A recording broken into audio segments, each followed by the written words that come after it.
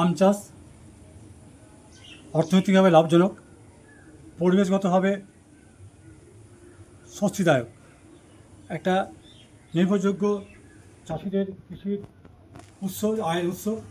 পাশাপাশি পরিবেশের ভারসাম্য রক্ষার ক্ষেত্রে আম গাছ, আমাদের আমের বাগান আমাদেরকে উল্লেখযোগ্য ভূমিকা আমাদের জীবনযাত্রা এনে দেয়।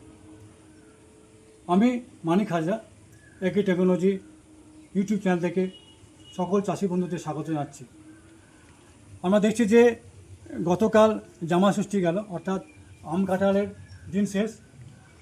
আম গাছের যে ফলন সেটা আমরা পেয়ে গেছি। আম এখন গাছে নাই বললে হয়, দু একটা থাকতে পারে। তাহলে এই আম আমরা জানি যে পুষ্টিগুণে ভরপুর, ভিটামিন এ, সি এবং বিটা ক্যারোটিন থাকে। তার ফলে কি না, আমাদের রোগ প্রতিরোধ ক্ষমতা বাড়ায়, দৃষ্টিশক্তি ঠিক রাখে। এর সঙ্গে আমে রয়েছে পুষ্টিগুণের মধ্যে রয়েছে অ্যান্টিঅক্সিডেন্ট এবং পটাশিয়াম, যেটা হৃৎপিণ্ডের আমাদের হৃদরোগের ঝুঁকি কমায়। উচ্চ ফাইবার রয়েছে, আমাদের হজম শক্তি উন্নতি করে। এটা একটা কর্মসংস্থানও সৃষ্টি করতে পারে যদি বৈজ্ঞানিকভাবে, বিজ্ঞানসম্মত উপায়ে যদি চাষিরা আম বাগান করতে পারে, তাহলে যে আমের ফলন থেকে একটা ফল সংগ্রহ করা, বাজারজাতকরণ, প্রক্রিয়াজাতকরণ, এর দ্বারা একটা কর্মসংস্থান সৃষ্টি হতে পারে। তাহলে এই আমের ফলন যদি ঠিকমতো পেতে হয়, তাহলে আমাদেরকে দেশি জাতের পাশাপাশি সংকর জাতের আম চাষ করতে হবে। এই আম চাষ করার জন্য এই জুন, জুলাই, আগস্ট এই 3টে মাস খুবই গুরুত্বপূর্ণ। কারণ আমের ফলন হয়ে গেছে, সংগ্রহ হয়ে গেছে। এখন আমরা দেখতে পাচ্ছেন যে এখন আমের গাছে কোনো আম ধরে নেই, আম সব প্রেরণা হয়েছে, সংগ্রহ করা হয়েছে। তাহলে আমাদের এখন কী কী করণীয়? এই 3টে মাস আমরা যদি ঠিকমতো আম গাছে রক্ষণাবেক্ষণ করতে পারি, তাহলে কিন্তু আমাদেরকে পরবর্তী বছরে আমরা আমের সঠিক ফলন পাব। তাহলে প্রথমে যেটা করতে হবে, সেটা আমরা দেখছি যে এই আম গাছটা মাঝামাঝি অনেক ডালপালা রয়েছে, যেটা ভেতর দিকে যে ডালপালা রয়েছে সেগুলো কেটে দিতে হবে, ছাঁটাই করতে হবে, যেটা প্রুনিং বলি।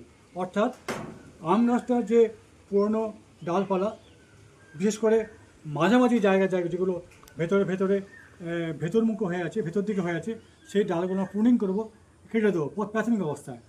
এবং যখনই কাটবো সেটা তেচ্ছাপে কাটবো, এবং সেখানে একটা ছত্রাকনাশক ওষুধ, সেটা তুঁতে বাজারে পাওয়া যায় ব্লাইটক্স নামে, কপার অক্সিক্লোরাইড 4 গ্রাম প্রতি ডেজলে গুলে, অথবা ম্যানকোজেব যে ডাইথেনিয়াম 45 পাওয়া যায়, সেটা 2.5 গ্রাম প্রতি ডেজলে গুলে আমরা স্প্রে করব। আমরা আম গাছের যে প্রুনিং সিস্টেম, অর্থাৎ ডালপালা ছাঁটাই, এটা কেমনভাবে করব? কারণ ডালপালা যে ভেতর দিয়ে যে ডালপালাগুলো থাকে, সেগুলো কি হয় না, আমাদের রোগ পোকার সংক্রমণ বাড়ায়।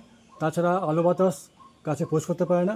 সেই জন্য আমরা এই আম বাগানেতে আম গাছের পরবর্তী সময়তে যাতে ভালো ফুল মুকুল আসে, সেজন্য প্রুনিং সিস্টেমটা হচ্ছে সবথেকে গুরুত্বপূর্ণ। আমি দেখাচ্ছি কীভাবে প্রুনিং করবেন। এই কাটার দিয়ে আমরা তেরছা হবে এই যে আমাদের পর্বটা রয়েছে, পর্ব মধ্যে তার উপরের দিকে যেটা বাদামি দাগ হয়ে গেছে, সবুজ সবটা, কিছুটা সবুজ কিছুটা বাদামি, এখানে তেরছাবে আমি কেটে দেবো। তাহলে এটা কেটে দেওয়ার ফলে এইখানটা আমরা দেখব কি না, ছত্রাকের সংক্রমণ হতে পারে। হ্যাঁ, যেহেতু তেরছাপা কেটেছি, তাতে রোগ পোকা বা ছত্রাকের জীবাণু প্রবেশ না করতেও পারে। যদি আমরা সাবধানতা অবলম্বন করি, তাহলে এই যে কর্তৃত্ব অংশগুলো, এগুলো আমরা কী করবো না, বৌদ্ধ মিশ্রণ, কপার অক্সিক্লোরাইড এবং চুন মিশিয়ে, 100 গ্রাম চুন এবং 100 গ্রাম তুঁতে মিশিয়ে যে বৌদ্ধ মিশ্রণ, সেটা আমরা লেই করে দিতে পারি।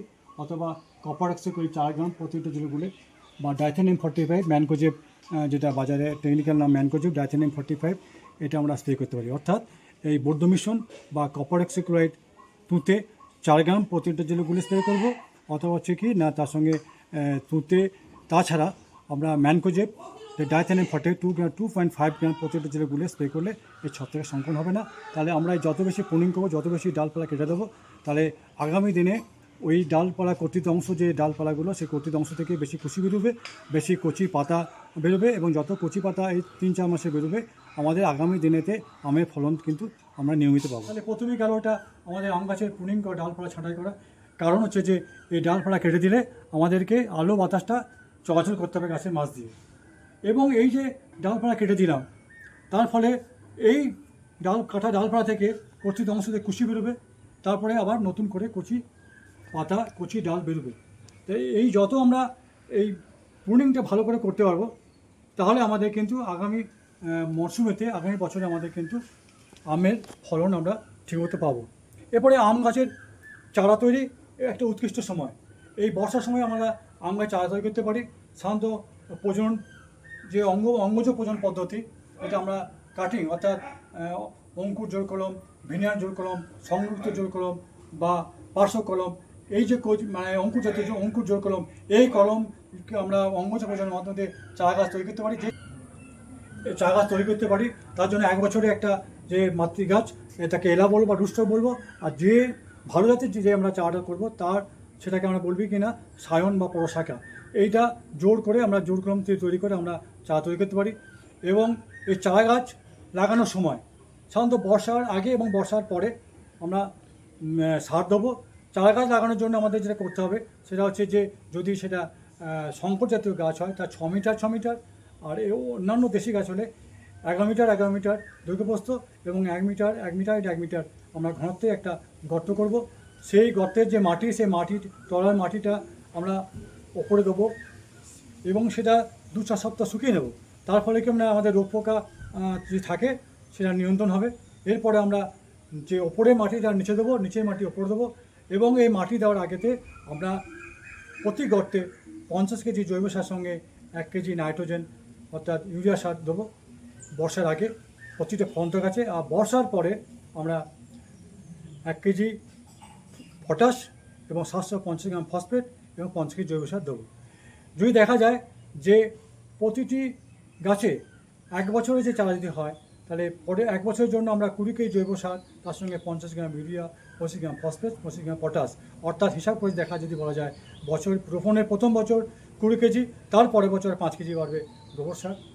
যদি ইউরিয়া দিই সেটা হচ্ছে 250 গ্রাম ইউরিয়া দেবো চারা গাছে 1 বছর চারাতে, 1 বছরের পরের বছর আমরা সেটা করবো কি না 125 গ্রাম বাড়বে, অর্থাৎ 375 গ্রাম হবে।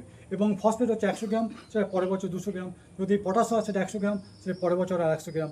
যদি অনুখাদ্য হয়, অনুখাদ্য ক্ষেত্রে হচ্ছে যে আমাদের আছে সেটা হচ্ছে 10 গ্রাম, প্রত্যেক পরের বছর আমরা 5 গ্রাম বেরোবে। এবং বোরাক্স যদি দিই সেটা হচ্ছে 5 গ্রাম দেবো প্রতি গাছে, সেটা 2 গ্রাম বাড়বে। অর্থাৎ এইভাবে যদি আমরা প্রত্যেক বছর যদি আমরা সার প্রয়োগ করি, তাহলে আমাদের এই গাছগুলো সুরক্ষিত থাকবে। তাহলে এই গাছের জন্য যে সার প্রয়োগ সেটা হচ্ছে অতি জরুরি পদ্ধতি। সে সারটা কেমনভাবে দেবো? সারটা দিতে গেলে প্রথমে গাছের গোড়া থেকে 2 থেকে 3 মিটার দূরত্বে, গাছ থেকে 2 থেকে 3 মিটার দূরত্বে, গাছ থেকে দূরত্বে সেখানে 30 সেন্টিমিটার প্রশস্ত, 15 থেকে 20 সেন্টিমিটার গভীর করে জৈব সার এবং রাসায়নিক সার মিশিয়ে আমরা চক্রাকার দেবো। অথবা যদি দুপুরবেলায় যে গাছটা দেখি যে ছায়া পড়ছে, যে যতটুকু ছায়া পড়ছে সেই ছায়াতে আমরা জৈব সার গোবর সার দেবো এবং সেটা পরে মাটির সঙ্গে মিশিয়ে দিয়ে আমরা নিতে পারি।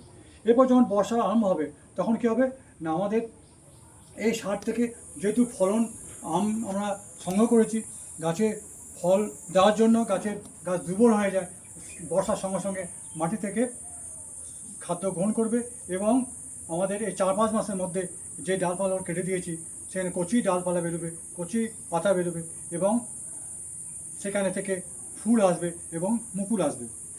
এবং যখন আমরা দেখবো যে 100% আমাদের মুকুল এসে যদি দেখি গাছেতে, তখন আমাদের কিন্তু তাতে আমাদেরকে খুশি হওয়ার কারণ নেই, কারণ 100% মুকুল থেকে গাছের ফুল আসে না।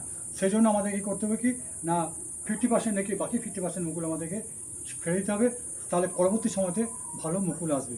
তাহলে এইভাবে যদি আমরা আম গাছের পরিচর্যা করতে পারি, অর্থাৎ ঠিকমতো সার প্রয়োগ এবং জল, সেচের জল যদি খরা মরশুম হয় তাহলে 2-3 বার সপ্তাহে জল দিতে হবে।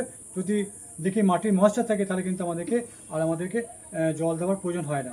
তাহলে সঠিক সার প্রয়োগ এবং গাছের ডালপালা কেটে সার দিয়ে আমরা গাছকে কী করবো না আগামী দিনে ডালপালা থেকে যাতে বেশি কুশি বেরোয়, বেশি ফুল মুকুল হয়, সেটা আমরা পাবো। এরপরে আমাদেরকে এই যখন কচি ডালপালা হবে, পাতা বেরোবে, তখন কিছু কিছু কিছু আমাদের রোগ পোকা আসতে পারে। গাছের গোড়াতে সাধারণত দোয়ে পোকা, মিলিবাগ আসতে পারে। কাণ্ডেতে কী হয় না, কাণ্ডটা দেখা যায় যে পোকা ঢুকে সেটা ভেতরে গিয়ে সেই কাঠে থেকে আঠালো রস বেরোচ্ছে, বাদামি রস বেরোচ্ছে, সেটা পোকা থেকে হয়, আমাদের কচি পাতা কেটে দেয়। তাহলে যদি গোড়াতে দোয়ে পোকা মিলিবাগ হয়, গোড়াটা সবসময় পরিষ্কার পরিচ্ছন্ন রাখবো। সেই যদি মিলিবাগ হয়, দোয়ে পোকা হয়, তাহলে আমরা যে দই পোকা নিয়ন্ত্রণ করার জন্য ফুলমেন্টামাইড 0.2 গ্রাম, যেটা ভেম বা অ্যাডভান নামে পাওয়া যায়। টোকেন বাজারে যেটা পাওয়া সেটা 10 গ্রাম হচ্ছে ডাইনোটেফিউরন। ইমিডাক্লোপিড টাটা মিটার নামে পাওয়া যায় 0.2 ml। অ্যাসিডাপ্রিমিড প্রাইড উইন নামে পাওয়া যায় 0.2 গ্রাম। থার্মেথেক্সাম 0.3 গ্রাম, যেটা একতারা অনন্ত নামে পাওয়া যায়। এরকম বহু ওষুধ আছে যেগুলো আমাদেরকে এই দই পোকা নিয়ন্ত্রণ করা যায়। আর যদি কচি পাতা কেটে দেয় তাহলে আমাদেরকে কচি পাতা কাটার জন্য যে পোকা, সেই পোকা নিয়ন্ত্রণ করার জন্য আমাদেরকে প্রথমে জৈব কীটনাশক যেটা আছে, যেটা অ্যাজাডেকটিন নামে পাওয়া যায় 1% এসি 2 থেকে 3 ml, 5% এসি অ্যাজাডেকটিন 1 ml, নিউক্লিয়ার পলিহেডেসিস বায়োভাইরাস সেটা 1 ml, ব্যাসিলাস থিওনজিওসিস ব্যাকটেরিয়া কীটনাশক সেটা 1 গ্রাম প্রতি লিটার জলে গুলে আমরা স্প্রে করলে প্রাথমিক নিয়ন্ত্রণ করব, পোকাকে নিয়ন্ত্রণ করব। তারপর রাসায়নিক কীটনাশক দিকে আমি যে পোকাতে রাসায়নিক কীটনাশক বললাম, অর্থাৎ কাটা ফোডোক্লোরাইড 1 গ্রাম, কেলডান পাদান নামে বাজারে পাওয়া যায়। আমাদের ইমিডাক্লোপিড 0.2 ml, যে টাটা মিটার কনফিড নামে পাওয়া যায়। ফুলমেন্টামাইড যা ফেম অ্যাডভান নামে বাজারে পাওয়া যায়। এই জাতীয় ওষুধগুলো আমরা স্প্রে করলে আমাদের এই যে পাতা যেটা কেটে দিচ্ছে সেটা নিয়ন্ত্রণ করতে পারবো। এর সঙ্গে সঙ্গে একটা জিনিস হয়, সেটা হচ্ছে অ্যানথ্রাকনোজ, অর্থাৎ কাণ্ড পাতা এগুলো পচে যায়। আমরা দেখছেন যে এখানে পাতা কেটে দিয়েছে, পাতা ফুটো হয়ে গেছে। আমাদের এখানে দেখুন কচি পাতা বের হয়েছে, হ্যাঁ, সে কচি পাতা কেটে দিচ্ছে। এবং এখানে দেখুন যে কিছু কিছু পাতা যেটা বয়স্ক পাতা, সেখানে বাদামি দাগ রয়েছে। তাহলে এই যে পাতা পচা, কাণ্ড পচা, এই অ্যানথ্রাকনোজ রোগ নিয়ন্ত্রণ করার জন্য আমরা ডাইথেন M45, এটা ম্যানকোজেব টেকনিক্যাল নাম, 2.5 গ্রাম প্রতি লিটার জলে গুলে স্প্রে করতে পারি। কপার অক্সিক্লোরাইড ব্লাইটক্স, সেটা 2.5 গ্রাম প্রতি লিটার জলে গুলে স্প্রে করলে এই অ্যানথ্রাকনোজ অর্থাৎ এই পচন রোগটা নিয়ন্ত্রণ করতে পারি। এই হলো আমার আজকেকার আম চাষের জুন, জুলাই, আগস্ট এই 3টে মাস যদি আমরা ভালো করে পরিচর্যা, পর্যবেক্ষণ এবং সার প্রয়োগ, প্রুনিং করা, রোগ পোকা নিয়ন্ত্রণ করতে পারি, তাহলে আগামী বছর আমাদের ভালো ফলন হবে। বিশেষ করে শঙ্কর জাতীয় গাছের নিয়মিত ফলনটা আমরা পেতে পারি এবং সেই ফলন থেকে আমরা আমাদেরকে আয়, একটা নির্দিষ্ট আয় চাষিরা পেতে পারেন।